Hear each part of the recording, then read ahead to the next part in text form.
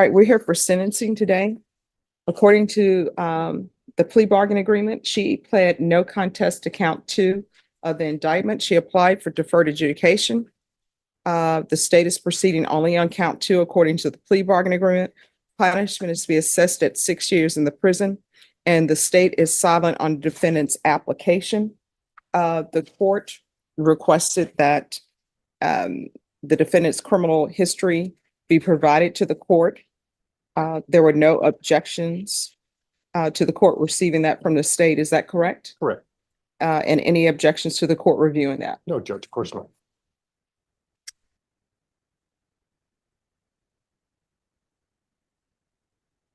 Right. Thank you, state. All right, the state is silent. Is there anything you wish to say on behalf of your client? Judge, of course, Ms. Torres is hoping you'll grant her application for deferred. She's in self-employed cleaning houses. She has several customers that rely on her. She has a few kids. She's just asking for the court to maybe direct her to some outpatient treatment because she believes she needs some help with this problem. And other than that, again, she's just hoping you'll grant her application. All right, you want to raise your right hand for me, please? Do you solemnly swear and affirm the testimony you give will be the truth and nothing but the truth, so help you God? Yes, Your All right, you can lower your hand, state your name for the record. Honor. Missy Torres, Missy Ann Torres. All right, so you're going to get drug tested today. What are the results going to be? They will come back positive. Positive for what? Methamphetamine. All right, so how often are you using meth?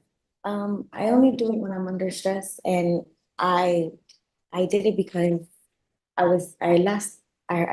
could get denied for adjudication, so I'm sorry, what? I could get denied the application, so I just do it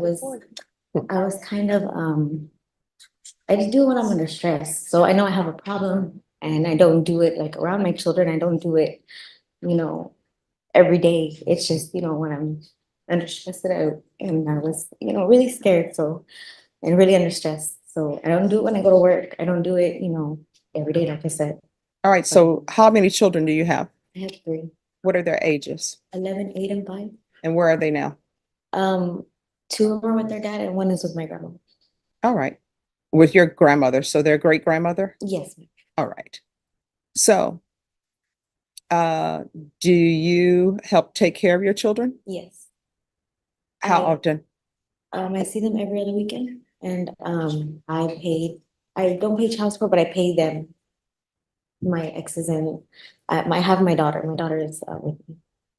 No, you just said your daughter is with the Yeah, great but grandmother. I live with my grandmother. This was it. All right. So I help take care of her. She Right. helps me take care of her. Okay. So 1, I don't think it's appropriate for you to be cleaning houses Okay. because of the nature of this offense. And 2, I don't think it's appropriate for you right now to be taking care of your children. That's why I'm asking for help, Your Honor. I'm sorry, what? That's why I was asking for help, Your Honor. That's why. All right, your help is not going to be outpatient treatment if I grant this application for deferred adjudication. So you're going into custody today. Okay. All right. So it's just a matter of what I'm going to do with you. I will tell you the court's issue, and if you want to address this, I know the state is proceeding on count 2 of possession, but she had a lot of drugs with her. No, So I don't understand, if you're working homes, then why do you have a scale with you? Because that's, according to this, you had drugs, you had a scale in your purse, and there were baggies totaling 32.0 grams. well, Your Honor, I was a heavy user back then, and it was. Oh, I tell you what, I don't think, and if I'm wrong, correct me, I don't think you were using 32 grams of meth. It was only 28. No, you have meth here for 4.964 grams, and you also have meth for 27.459 grams. And what you pled to in count 2 was a possession 4 to 200 grams. So this is not a possession 1 to 4. So we're talking about 27 grams. And according to the stipulations, that what was found in your bag, it says, I searched her bag and inside a Paris Hilton makeup bag box were baggies, a scale, and crystal-like substance inside a cut vacuum sealed bag. That's from your Paris Hilton makeup bag. So what I had, the meth was it was double bagged in a sandwich bag. So yes, ma'am, I know it was 20, but it's because that was my personal. I didn't have any other. And last time I went, they tried to only give me which was 14 grams. So I had to. No, what I'm telling you is, they said the baggie found in Robert's pocket tested positive for meth and had a field weight of That was 6.12 Robert's, that grams. wasn't mine. No, I'm not saying that was yours. So the 6.12 grams that were found in his pocket, they're saying that was his. It was in his pocket. But the baggie, which was found in Missy's purse, tested positive for meth and had a field weight of 32.09 grams. Now, mind you, what they do in the field, I already know that testing drugs in the field are not legal for court. So I'm not considering the weight and what they said in the field. I'm considering what has been given to me for laboratory reports. So this was the professionals testing it, not a presumptive. And it says 27.459 grams was the net weight of the meth that you had in your Paris Hilton bag.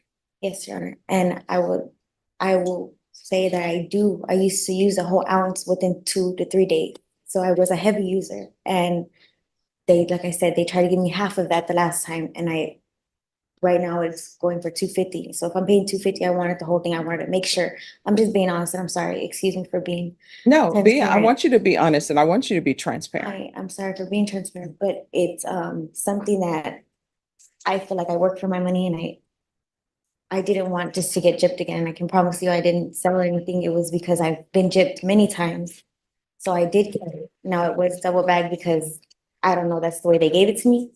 I can't, and it is my mistake and I'm taking full responsibility, but I wasn't selling drugs. I wouldn't. I guess I have a job and back then I was, a heavy user where I would just do it before work, after work, and I didn't have my children in my life. Now I do have my children back in my life and I'm trying to be a good mom. So I thank you for, giving me an inpatient program. Well, no, I'm not saying I'm going to give you Oh, I'm inpatient. sorry. What I'm saying is that you're not walking out of this courtroom today. Either you're going to be going to prison or either you're going to be going to inpatient treatment. So it's very important that you be 100% honest with me because I'm telling you, the state proceeded on a possession, but the amount of drugs you had and the way they were packaged, that's concerning for the court. So you're saying that you just bought a bunch of meth and you were saving it up for use? So I would use within 2 to 3 days, that was all my personal. Like I said, they tried to sell me half of that one time and I went back to the same person, but I said, I'm gonna weigh it myself to make sure I'm getting the right amount because it's just, I'm an addict. I'm sorry, I am. And we're not. So you travel with your own scale? Well, at the time I did, because like I said, I've been gypped and when you're an addict, that's all you think of, just how to get, make sure you're getting what you need. And honestly, I can see where I made my mistake, but I'm being honest with you. It was my skeleton measure. So my personal, that's it. And I don't know if Robert would tell you that was my personal as well. Like, I mean, I don't want to call him or anything you can if you want to, but he would tell you that's what I used to pick Oh, no, I'm not going to be calling Robert because Robert probably has a case of his own. Right. But I'm saying Robert can tell you too, within 3 days, maybe 2 to 3 days, really, it would have been gone and I would have been back doing it again and again. Now I don't. It was kind of like a stress thing. And Where did you get your drugs to use today before you came to court? Just an old friend. I hadn't talked to him since, and it was on Saturday when I knew it was, coming and I guess I felt, under pressure. If Yes. I say something, I think the fact that she that she would actually go out and do the same drugs that she's about to get sentenced for in a couple of days, I think really speaks to the fact that she has a serious addiction problem that I think only rehab can treat. And if you decide that's ISF or SATF or SAFP, we understand that, but I think she really needs treatment. All right, this is what the court is there anything else for me to say? All right, this is what the court is going to do. I see that she hasn't been to prison before. I'm going to find her guilty, sentence her to 6 years in the prison, the therapeutic community. There's to be no contact with Robert Marble, give her credit for any time served, and I'll retain jurisdiction. Okay. And you can explain to her what that means. Did you review the document entitled Trial Court Certification of Defendant's Rights to Appeal with your attorney? Did you understand it? Because this is a plea bargain agreement, because I followed your plea bargain agreement, and because you waived your right to appeal, you do not have the court's permission to appeal. Do you understand? Yes, sir. Because this is a felony conviction, you're not allowed to own or possess any weapons or ammunition. If you have a question over what a weapon or ammunition is, you need to speak to an attorney. Do you understand? Yes. All right, we can go off the record. I'll tell her. So here's the thing. When I say that I'm going to retain jurisdiction, what that means is they're going to take you to prison. If you're following the rules at the prison, if you're working on yourself, because they have programs at the prison, your attorney can file a motion. It's called shock probation. Back when I was growing up, they would have scared straight programs. So shock probation is sort of a scared straight program. So hopefully when you go to prison, you will clear your mind. Yes. The drug use or the addiction that you have, the craving that you have will be lifted. And if you are doing what you're supposed to do at the prison, if there are no bad reports at the prison, when your attorney comes back for a request for shock probation, I will strongly consider it. So while you're at the prison, you have 180 days. That's when he needs to bring it back before me before that time period. So you're going to do 6 months. And if you are doing well, if there are no write-ups against you, then the court will strongly consider giving you probation. You understand?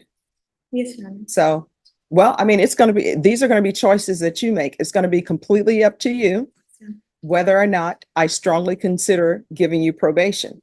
Your attorney will explain it to you further, but any programs that they have at the prison, like the therapeutic community, to address your issue, you need to take it. I know they have parenting classes at the jail. I don't know how long the transfer will be, but you need to take advantage of that.